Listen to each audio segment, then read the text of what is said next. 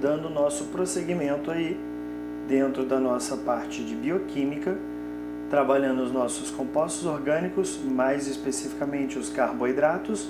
A gente continua a parte de classificação.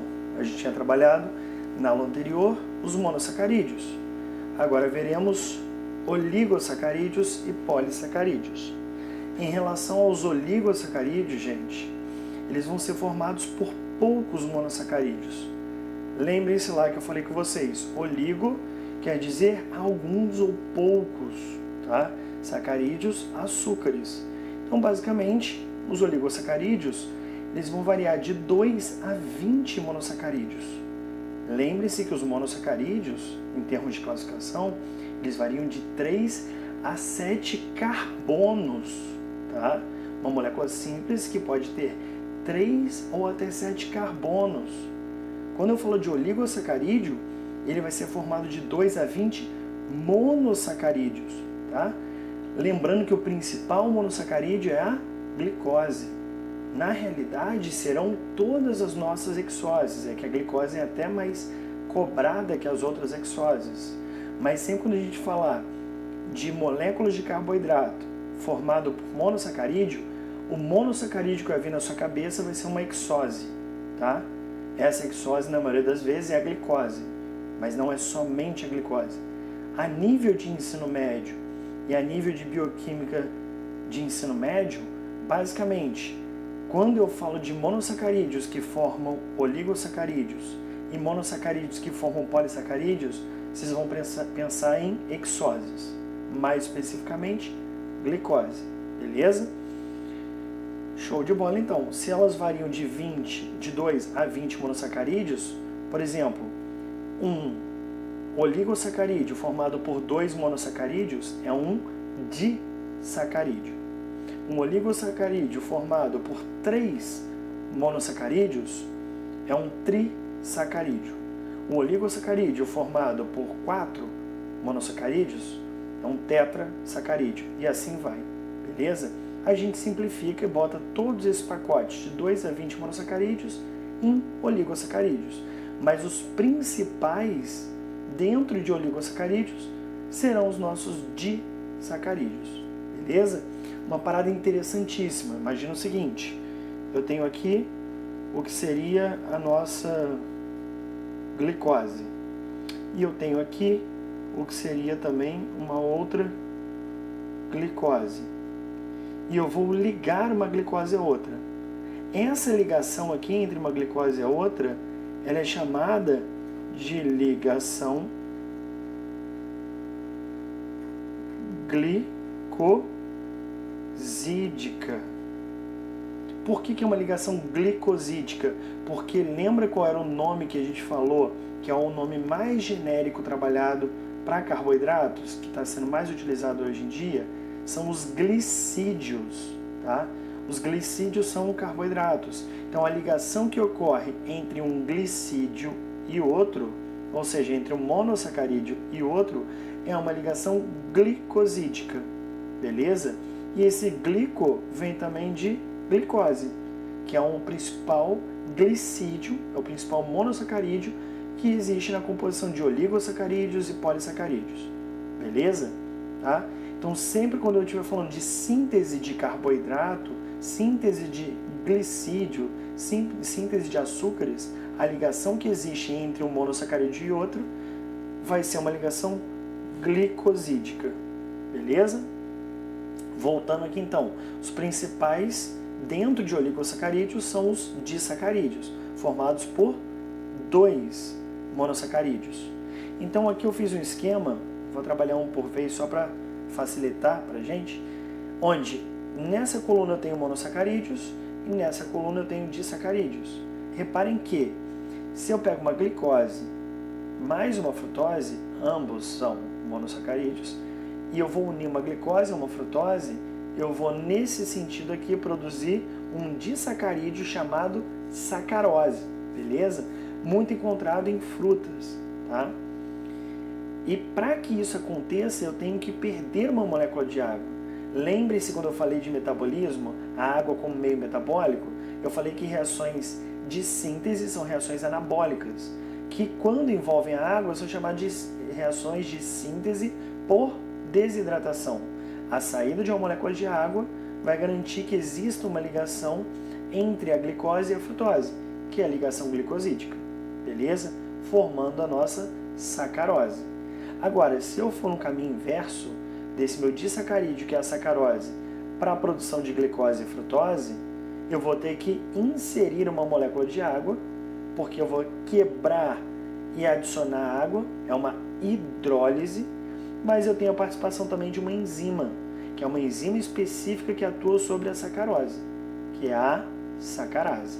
Então, nesse contexto que eu fiz para vocês, glicose mais frutose formando sacarose é uma síntese por desidratação, ou seja, tem a saída de uma molécula de água. Sacarose, que é um disacarídeo, sendo quebrada em glicose mais frutose, eu tenho a entrada de água, uma hidrólise, mais a participação de uma enzima que é a sacarase. Beleza? Num outro aí que é importante pra gente, a glicose com a glicose. Tá? Eu adicionar uma glicose a outra glicose, eu formo a maltose. A maltose é aquilo que vocês provavelmente ouviram falar de cerveja por malte. O que é esse malte? Que a gente fala que tem malte no uísque, malte na cerveja. É um tipo de açúcar, é um disacarídeo, encontrado em certos brotos e grãos. Beleza? Muito utilizado na produção de bebidas alcoólicas. Tranquilo? Quando eu quero dizer que tem uma certa pureza em termos de açúcares nessa bebida alcoólica, para que ocorra a fermentação desse açúcar, eu digo que ela é rica em malte, ou é puro malte. Beleza? No sentido da esquerda para a direita, glicose mais glicose, por síntese, por desidratação, produziu maltose. Da direita para a esquerda, essa maltose foi quebrada em glicose mais glicose, por adição de água, ou seja, uma hidrólise, e a participação de uma enzima específica que age sobre a maltose, que é a maltase. Beleza? E por último, mas não menos importante, eu tenho glicose mais galactose, perdendo água, ou seja, síntese por desidratação, formando a lactose. Então, aquele açúcar que eu encontro no leite, ele é um disacarídeo, beleza? Formado pela glicose mais a galactose, beleza? Quando eu quero quebrar quebrar a lactose, eu vou fazer uma hidrólise, eu vou adicionar água mais a enzima específica, que é a lactase. Então, da esquerda para a direita novamente, síntese por desidratação, da direita para a esquerda, hidrólise, beleza? Repare que cada um desses disacarídeos tem uma enzima específica, tá? Quando a gente fala de proteínas e enzimas, vocês vão entender por que disso daqui, cada um tem uma enzima específica, tranquilo? E uma outra coisa extremamente interessante é, provavelmente vocês já ouviram falar de intolerância à lactose. A intolerância à lactose, ela é interessante por quê? Porque nada mais é do que uma deficiência na produção da enzima lactase. Se eu não tenho a lactase, eu não quebro a lactose. Se eu não quebro a lactose, eu não vou tolerar esse açúcar no meu intestino. Ele vai gerar cólica, gases, em alguns casos diarreia, dores, beleza? Basicamente, então, a intolerância à lactose ocorre por deficiência na produção da enzima lactase, que é a enzima específica que age sobre o disacarídeo lactose. Tranquilo, galera? Por que isso acontece? Evolutivamente falando, nós, seres humanos, mamamos até uma certa idade. Depois disso, o leite não faz parte da alimentação básica natural da nossa alimentação num contexto evolutivo. A nossa alimentação natural no contexto evolutivo, quando os nossos ancestrais eram coletores-caçadores, chegavam a uma certa idade, eles não se alimentavam mais de leite. Se alimentavam de raízes, frutos, grãos, sementes, carnes, ovos, mas não leite. Então, evolutivamente falando, a gente consegue digerir o leite, a gente produz a lactase até uma certa idade em que a gente ainda é amamentado. Aí, posteriormente, quando a gente se desenvolvia, a gente deixava de produzir essa enzima para reduzir gasto energético, porque ela não tinha utilidade na alimentação. Só que hoje em dia, a gente voltou com o leite para a nossa alimentação, né? Depois que a gente estabeleceu moradia, a gente deixou de ser caçador-coletor e passou a ser agricultor e cultivador, né? Se a gente agricultor e criador, e a gente voltou com leite para alimentação, beleza? Cerca de 60% dos brasileiros hoje são intolerantes à lactose, tá? É só um dado curioso aí para vocês. Tranquilo isso? Deficiência de lactase é o que eu conheço como intolerância à lactose. Não confundam com alergia ao leite. Quem é alérgico a leite e derivados tem alergia a uma proteína do leite.